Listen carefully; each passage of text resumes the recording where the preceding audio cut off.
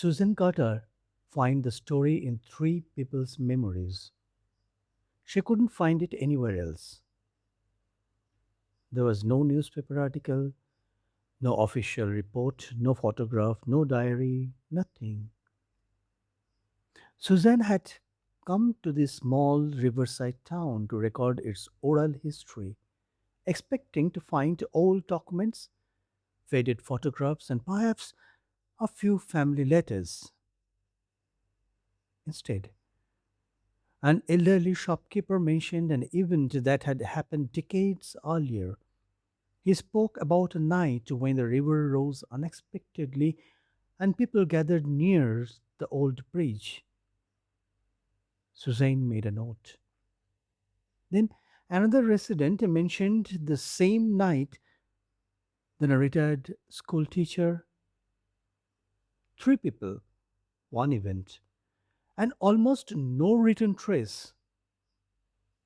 That is strange, Susan said.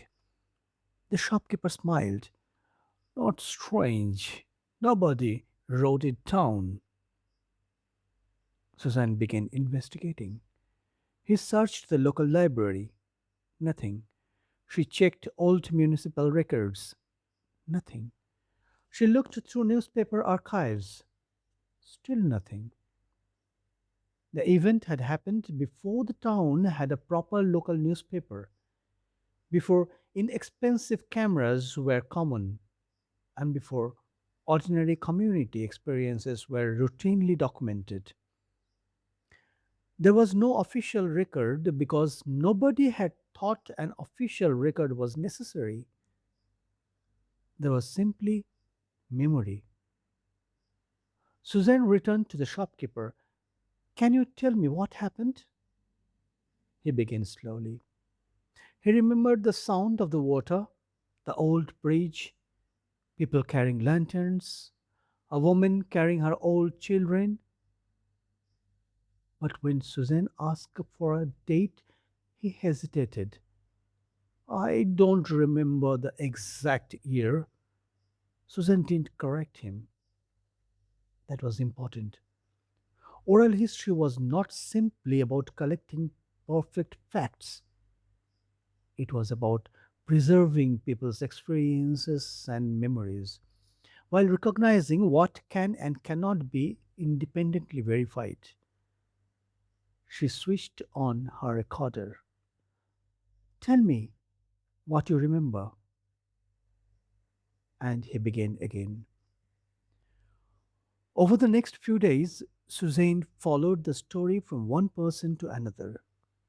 An 80-year-old woman remembered standing on a balcony.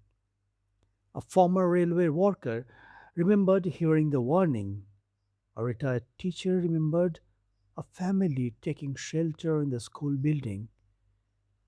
Each person added something, not necessarily a new version, a new piece.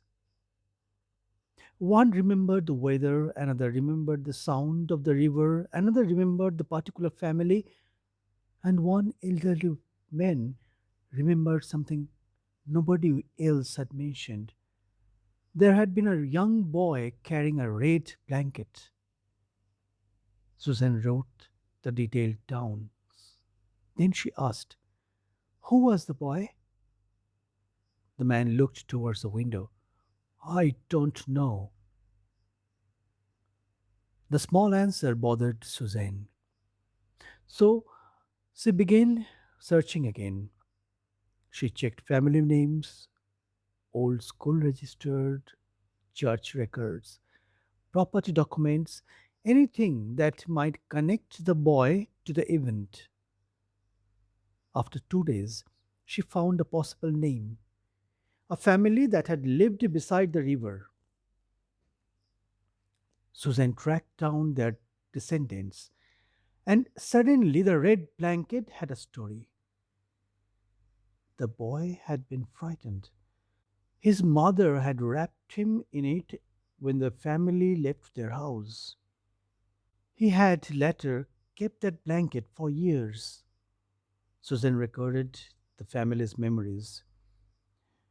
Now, the event was no longer just a story about a river, it was about people, a mother, a frightened child, neighbors helping neighbors, a school opening its doors, a town remembering a night that had never entered an official archive.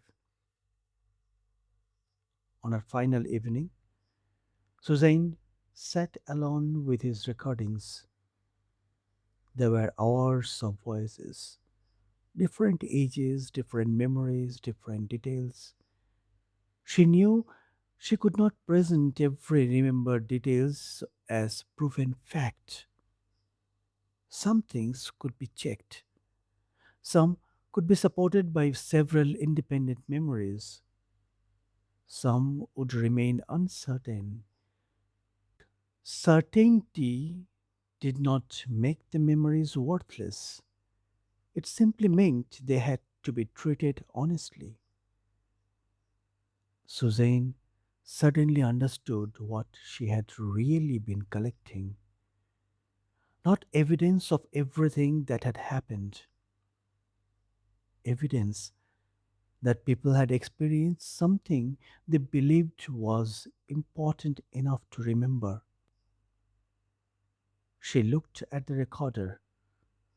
For decades, the story had existed only in people's voices. Now it existed somewhere else too. A recording, a transcript, an archive, a place where someone in the future could listen. A shopkeeper's final word returned to her. Nobody wrote it down. We just remembered. Susan smiled. Perhaps history did not always disappear because nobody remembers it. Sometimes it disappeared because nobody asked. She switched off the recorder. The room became silent, but the voices were no longer lost. Some stories are written in books, Susan said.